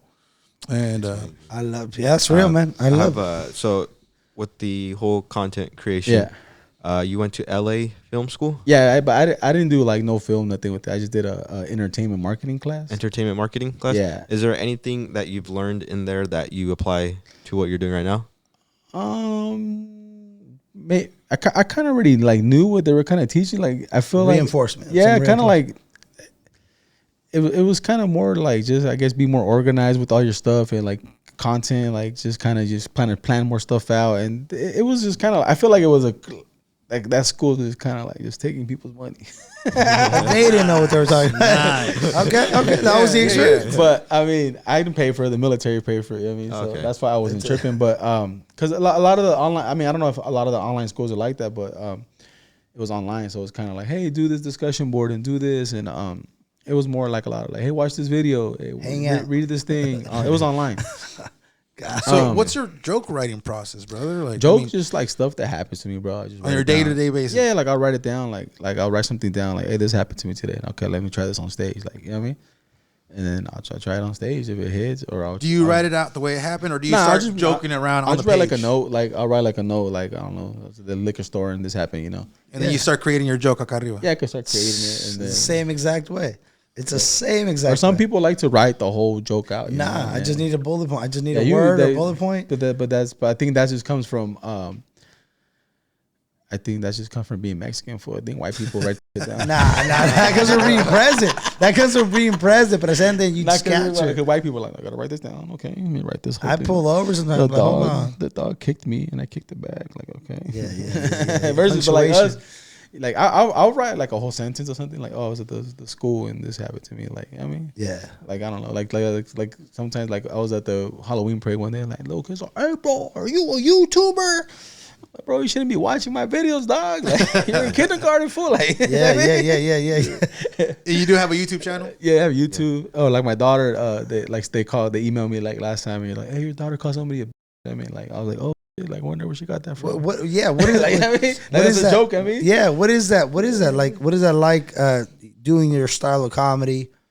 And by the way, I gotta watch a show. Yeah. But doing your style of comedy and being a parent, is there boundaries? How are you as a father? Like, for the most part, if I'm home, like if I'm here like during the week, I'm taking them to school. You know, picking them up for school. Yeah.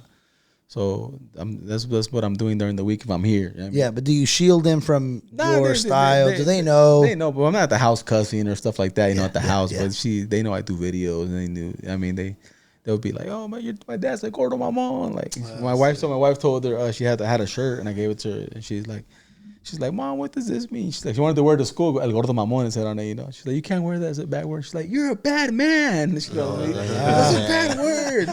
How old are the little ones? How old are She's 8. She's like, this is your bad word? Oh, name's bad word. Yeah, El Gordo Mamon. Yeah. She wants who put that name to you, bro? Who gave you that name? My wife, bro. She was like, because at the time I had like I said, the shop. It was the shop. The shop page was called Memos Smogs 40. Okay, it did $40 for Smogs. and then we drank a bunch. Marketing. He's like marketing, bro. Memos Smogs 40, bro. Underscore. And then my wife was all like, hey, you can't be posting this shit on your business page, like these bums. All the comedy and crazy shit. Like it was on my business page, bro. I'm like, what would I change the name to? She's like, El Gordo Mamon. I'm like, well, all right, let's write it. And then from there, that shit stuck. And then we hit. Shout out to wife. And how'd you meet wife? Lizette, right? Hold on. I'm over here still marketing, bro. Man. Yeah, he's like, no, it's getting the money in, it's getting the people in. I did a lot of small, bro. Dude, like that shit got me. That shit worked. So you were just using your creativity, which I mean, it's understandable that anybody would be like, "What?" I'll do videos like, "Hey, come in for some smogs, bro." Like, I'll do car. Like, I would pretend like I was a shaman. I'm like trying to get the car to pass smog. I'm like, "Wow!" Post the video like, "Hey, come to get your smogs." So you were being you on this platform. Passes here, bro. This platform was just not the right. This stage was just not the right stage for you to be you, but you were being you on the stage. Yeah, we were doing sketches like about like just making like I don't know. Them, like my dad one time was spray painting a car. Like, hey, come get your car painted. He's like, oh, dang. Professional jobs. Sketch. Like so back to the didn't want to intro, but back to the wifey. Yeah, we met on Facebook, dog. I was still in the military and just kind of started talking. And then From Salinas?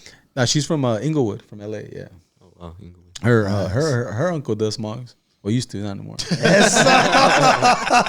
Keep it on connection. That's where we found some chemistry, Yeah. made some business partners, some But she used to work expansion. for the EDD, not the EDD, the EBT place where you go do your like interview and stuff like that. So she was one of those people. Like you would talk to her, you know. If I did that. If you're gonna re up your EBT and stuff, and Yeah, and then they put it on a card. They made it out, and they made it. But she would feel come home low. mad sometimes, bro. I'm like, what are you mad for? Like, oh, this dude came in, he wanted his money, and like, why can't I need my money right now? Like, bro, it's only like $50. Chill, dog. Like, yeah, so yeah, something yeah. would like stress her out, bro. You know what I mean? Like, Yeah, all yeah. these workloads of people. You know what I mean? I'm like, you don't need that, bro. Like after the last baby, I was like, hey, just quit. Chill. Like, Yeah, watch yeah. the kids and I mean, let me. Yeah, it sucks. Sometimes she does get. I do leave. A week or a couple of days, and it is hard on them. They're doing it on their own. But I mean, at the end, I think it'll pay off. It's worth it. Yeah, I don't know how long you leave for. Yeah, no. I mean, Weeks. at times, on a week at a time, 2 weeks at a time. He has kids. You said no. No kids, no girlfriend? kids.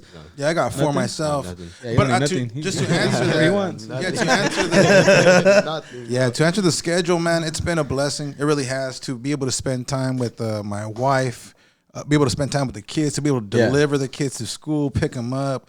Oh, my tooth is hurting, or any little my stomach, pick them up. Being able to pick them up and be able to be present. They're gonna remember that. Like my dad picked me up from school. Like, remember that time it took me to go get a Slurpee? Like, I mean, Yeah, like, yeah. Yeah, man. I believe that's what they're Yeah. gonna be end up valuing Yeah, a lot of the times. So it's a blessing, man. It's a true blessing, and it's only gonna grow. And Yeah. and then as we do have this time together, we get to do more things together. We get to experience more life together. We get to go out, be able to spend more time training him how to ride the bike. Spend more time. Like just the other day we went bike riding with my little son. He's 3 years old, Mateo. He's on his little strider. That's my guy. Yeah. And we went out, man, and I used to have a dog, and he was just remembering all these little spots that we used to stop with my dog. Yeah. I mean, he's 3. He's like, I remember we used to stop here, and remember we used to play, like, and he's a little guy just remembering. And he was just, it's a blessing to be able to spend this time. Yeah. And then also be able to serve when it's time to serve, when it's perform when it's time to perform. Yeah. Man, let's give this up. There it is right there, man. So let's go here, man. Let's go here, because all this talk about family is just making me Yeah. think we got to get you to your familia She's and probably like, what are you doing? She's probably looking at my location like, why are you in a hotel, bro? you know, yeah, what are you doing at that hotel? What are you doing there? Look, this hotel is crazy. This hotel This is the trap hotels in Salinas. Trap hotels. no. Salinas is dangerous. I don't know It if is, everybody man. thinks it's dangerous. Nice It's time, dangerous. man. You got these, It's calm now. 831, man. It's calm now. 831. You're We from got- Salinas too? In Greenfield. Oh, Greenfield. Yeah. Nobody likes that. Nobody does, bro. That's fucking. Green for Greenfield. That button will forever. Who Now, lives there? This guy.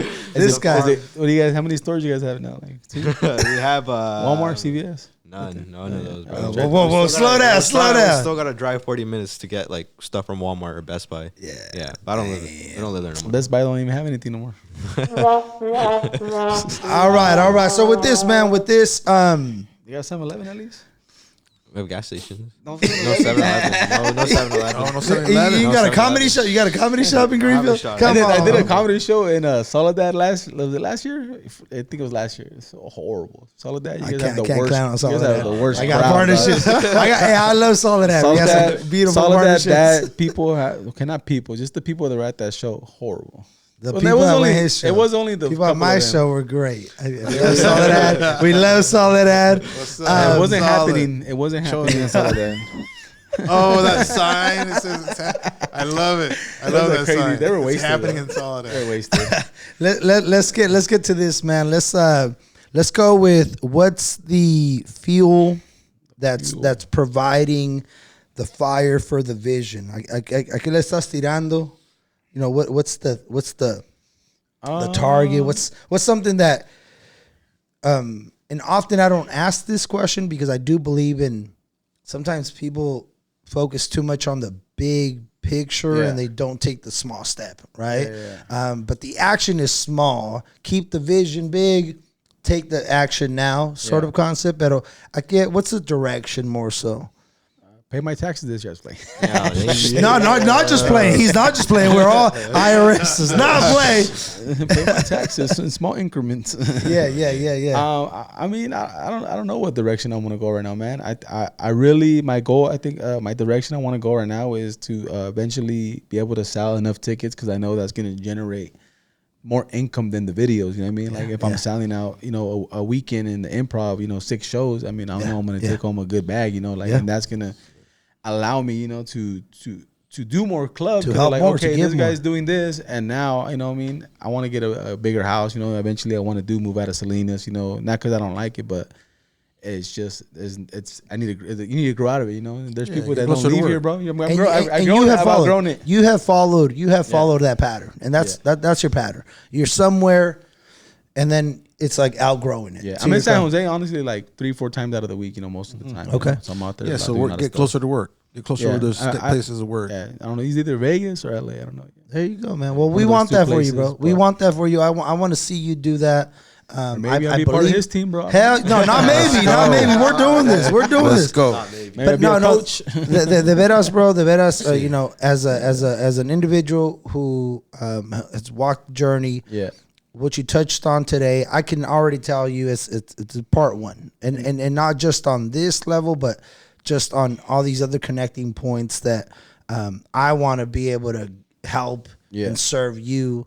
And we're all givers. This is a table of people who want to celebrate people winning, who want to see people get back up and go after it, and yeah, we're gonna laugh when you fall, like we're those people too. But at the same time, I even want to start and be like, come on, man, we got you right, and just know that you being on this platform, Glamorous Grind, man, it's you sharing the bits and pieces that you did share. With full gratitude. Yeah. I know that anybody that is that is listening, if they are, the beautiful thing is they can play it back, right? Yeah. And wherever they are, they're gonna receive it the way that they receive it, and you are helping people, bro. Yeah. You are that light, and whenever doubt or whenever you're off the path, I know you'll get back on it, but I also want you to know that giving yourself that grace, because it's you're an incredible force, bro, and you're showing it, and in your humility along with your hunger, it's a monster, bro. It's a beautiful thing, and I know that your wife is proud, and I'm sure your little one's looking up to you, and that's why they wanted to wear that clothes. And I want to wear the superhero outfit. They've been in videos too. Like she'll be telling people, like, I'm famous. I'm in videos too. Hell yeah. I love it, man. So at the end of our conversation, usually we do a little takeaway. Yeah. We'll go through the fellas and just maybe something that they picked up on, a gem that they picked up on. And then we'll make sure that people are following and coming out to the shows. And if we have any shows coming up, we'll go through that as well. But let's go ahead and go over the little takeaway of maybe something that you picked up on, whether it was vibes, some gems. We'll start with Chavita, the Mink Media right here. Like the whole idea, the whole mindset that you have about content creation and how you went through like the phases of it's I do it for fun to this is what I do for a living. I think that's really impressive. It's really hard to do. I know it takes a lot of preparation, recording, editing. It's a whole process to get one video out. I can only imagine doing it daily or in a weekly basis. So the person behind it, owning, you had a smog shop, like just like the different phases you went through. Not only with content creation, but with your personal life as well. That's truly amazing to see. Thank you, man. Appreciate Awesome, bro. Let's hit that button. Let's hit that button right there, man. And then we'll do it también. Let's go right here, compa. Yeah, Julian, man. Takeaway from today, man. It's how easy going the energy that you have definitely transfers through the room, but also I know that when you get up on stage, it's gonna it transfers, man, because it's you can just feel it. It's you know what I mean, you can feel it, and that's a great gift, you know. So definitely want to commend you for that gift, man. It's a powerful gift, and so one of the takeaways, man, was you know, the way you were resilient after your little you know, either you took yourself out or the big failure, the resiliency that you had. I mean, I think that's something that we all need to learn from, and then also listen to more often, man. When strong people talk about their failures, it's very important, and you help a lot of people when you talk about that, and it's powerful, man. So I just want to commend you for being resilient, bro. Let's hit that. Let's hit that button right there, brother. We love it. We love it. We love it. All right, hermano. What was your experience on this platform? You know, we care a lot about ensuring that the person gets to be them, and I almost forget that they're on the podcast, right? I almost forget because it is you, your energy, your time. What was it like for you to be a part of this today? No, it's just good vibes with you guys, man. From when I met you the other day at Max Fit, man, you guys all look like, you know, hey, you're trying to spread the word with your guys' product, and went in there yesterday. You guys, every time someone bought something, everyone's knocking out push-ups. Like, you can see the team. When I left, I seen you talking to the team. You know, I don't know what you were telling them, but I could assume you were coaching them. Like, hey, this is a good job today. This is what you guys did. This is what we sold. Like, it could be because I don't know if you told them, but hey, because of you guys, you know what I mean. This many's got sold. I don't know. I could only imagine what you told them, but I know your team you're building and the people you're surrounding yourself with, you know, are believing in you, obviously, because you have this vision, you know, in this. And I know these videos are gonna eventually, you know, will take off and blow up, and not only the 831's gonna know you, I mean, but you're gonna be known, I mean, hopefully worldwide, bro, you know, and across the country. Hell yeah, man. You don't know what's gonna go viral, man. Let's go. Once he hits his first million, he's gonna be like, oh, not mine, man. Your ours, man. Come on. It's your million. Yeah. Nah, that's beautiful, man. Man, takeaway. I'm just gonna say, man. You keep shooting your shot, and there's something said for you know we were talking about this the other day that a kid. I've never seen a kid grab a basketball, take one shot, miss, and then never step on that court again. Yeah. And I think as adults we do that. We do that way too often, and we don't learn from what we already knew, right? And you seem to have that youthful, I'm just going to keep shooting, and, self-destruct in some cases, right? Like constantly destruct or whatever you had around you. And now, man, people suffered because of my actions, and you took all that fuel and you're becoming a healer and a helper at the same time as you are as well. Many people think they have to become experts before they can help others. Yeah. And I think that you have just become an executor versus an expert of helping others. Yeah. And for that, I applaud you, bro, and I congratulate you, and I thank you, because we need these lights, man. We need these lights out there.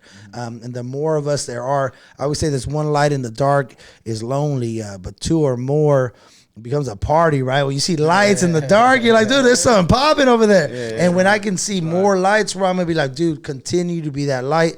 And I love that you're connected. I mean, you found how God fits in this whole picture of yours, because it is important to always acknowledge, like, all right, this is where I'm at in my phase, and being a man of family, bro. I appreciate you and thank you for making time. You know what I'm saying? For making time. That's the first time, honestly. Oh, I get a round of applause. That's the first time, like, I really talk about, like, God publicly, like, on a podcast. Yeah. You know what I mean? You saying it, like, I don't know, I just felt it right, like the right vibe, right time. Yeah, I know it's helped me. You know what I mean? I know I've motivated others to seek God and follow God. You know what I mean? Yeah. Without me, you know what I mean? Just telling them, like, hey, bro, this happened to me at church today, bro. Hey, because of this happened to me, and they're like, oh, all right, let me go check it out, bro. Let me see what happened. You know what I mean? That's beautiful. So that's just the thing, you know. And I think sometimes, to your point, bro, sometimes people have like forced the word God versus the gift of God, right? Yeah. Like you've been doing the gift for a minute, right, for a while, and then just to acknowledge it's something different. But I love that you earlier said you can't just force people, because sometimes the word itself can push them be away, you know? the word itself can be divisive when the gift is unifying. You know what I'm saying? And you're doing that, bro. And for that, you know, I applaud you again. I'd like to add to You that. be like man, those that you tios, you know what I mean? The tios that get out of jail and they're like, hey, ya me ese cristiano. I mean, everything you do is bad now, you know? Hell yeah. Everything you do is bad. And I think you said it, bro. I think you said the answer to that. It's, you know, if it's not talking to them about God, because we can't push them away, but just tell them they're good. Like, do it by action. Do it by acting, right? Yeah. Oh, you look great today. Yeah. Right? It's like something's going to click in their head. Like, why is he acting all nice to me? Yeah, Right? even just telling somebody like, hey, have a nice day, leaving the gas station, bro, buying your drink. Like, hey, have a nice day, man. Hope you have a great day. Like, maybe Actions, man. Actions. That might, this Executing. podcast might have, you know, we might have motivated somebody to start podcasting and making content. I don't know what I mean. Something go. must have clicked. Yeah. So let's go, man. You got any shows coming up? Anything you want to tell? I don't got no our shows people? until April. I'm doing I think April 12th, San Diego, and then April 13th.